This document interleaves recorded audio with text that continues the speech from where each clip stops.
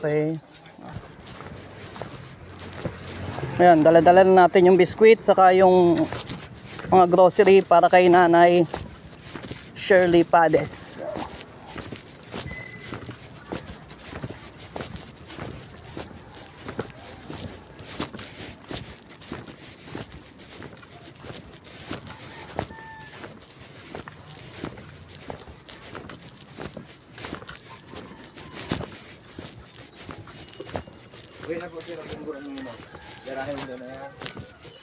Pagdaraw man ako.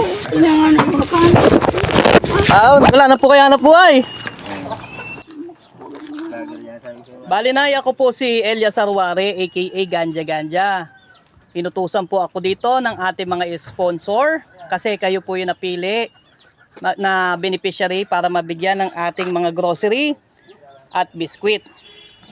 Ito po ay galing kay Papa Jesus, blessing. Ako po ay nagiging instrumento lang para po mahanap kayo at ibigay sa inyo ang munti natin mga biyaya. Kayo po si Ma'am Shirley Cadiz. Bali ilang taon na po kayo, Nay? Ngayon na 79 ako. 79. Bali pagpapaalam ko lang po, Nay, tayo po ay nakabidyo, tayo po ay nakarecorded para po malaman ng ating mga sponsor na nakakarating po yung biyaya para po doon sa mga beneficiary, para po doon sa mga taong nangangailangan tulad nyo. Ayun, Ma'am Faith Pascual, Ma'am Mercon Nagal, Ma'am Lani, maraming salamat po sa pag-sponsor nyo kay Nanay. Kumusta naman po kayo dito, Nay? Hirap. Kung hindi ako bigyan ng anak ko ng pagkain, wala. Anak nyo po taga dito man? Ito po. Yung kanina kausap ko? Anak nyo po to. Bali, ilan na po kayo dito nakatira? Ako isa man lang yan sa bahay ko. Kayo lang po nandito? Kayo lang po nakatira? Nag-ano nga ni ang bahay ko. Gusto ko yung pag nagtutulog pag nag-ulan. Bali, ito yung bahay ni Ma'am Shirley. Dito sa may loob ng junk shop.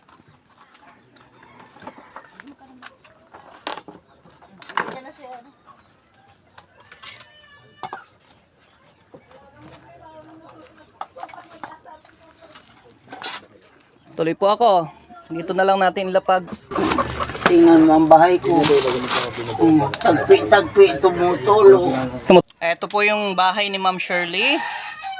Sa mga mabubuting loob po, ako po ay nananawagan sa inyo sa mga nakakaluwag-luwag. Baka po sakaling makapagtulong tayo kay Nanay o makapagbigay na kahit papano para daw po mapaayos yung kanyang bubong.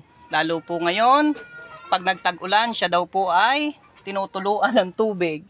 Yan, dito po si Nanay natutulog. Yan, nag-iisa. Yan. Talagang ano na, butas-butas na talaga. Pabugtagan ko na siya ng mga plywood para nauturuan. Yan, linagyan lang daw niya ng mga plywood, tinagpi-tagpi para daw mawala yung tulo. Yan, tulad niya, ng baba. Pag diretso si Nanay, Palagi ako nasa tug. Palagi ako nakakasampok dyan. Madalas ka po nauuntog. Tug. Ayan, sanay na kayo, pero nauuntog pa kayo dito. Pag mamadali ako, untog. Hmm. Salamat po sa mga sponsor na natabangan ako.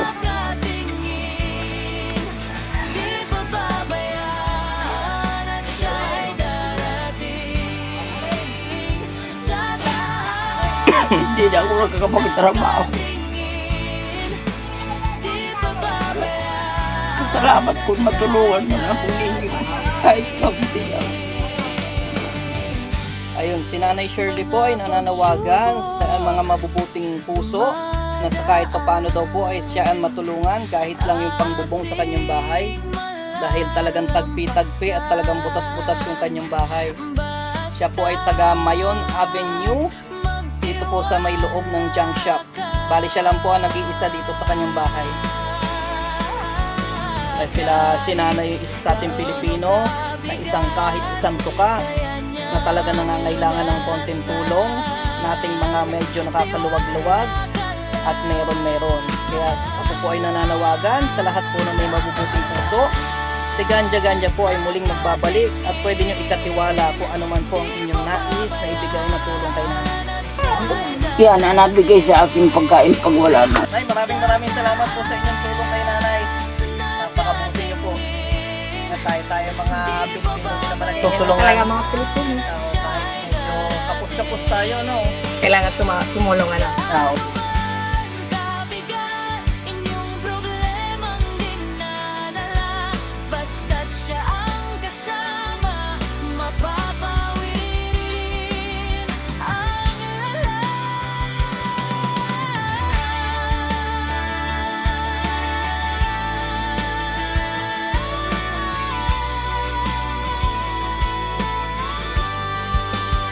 sa taas ng katingging, di paparehas at siya'y darating.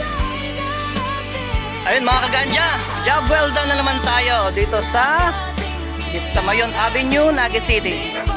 Eto na, uwi na tayo. Maraming salamat po pala sa ating mabubuting loob, Ma'am Faith Pascual, Ma'am Merico Nagal, Ma'am Lani. Maraming salamat po sa inyong laging pagtulong.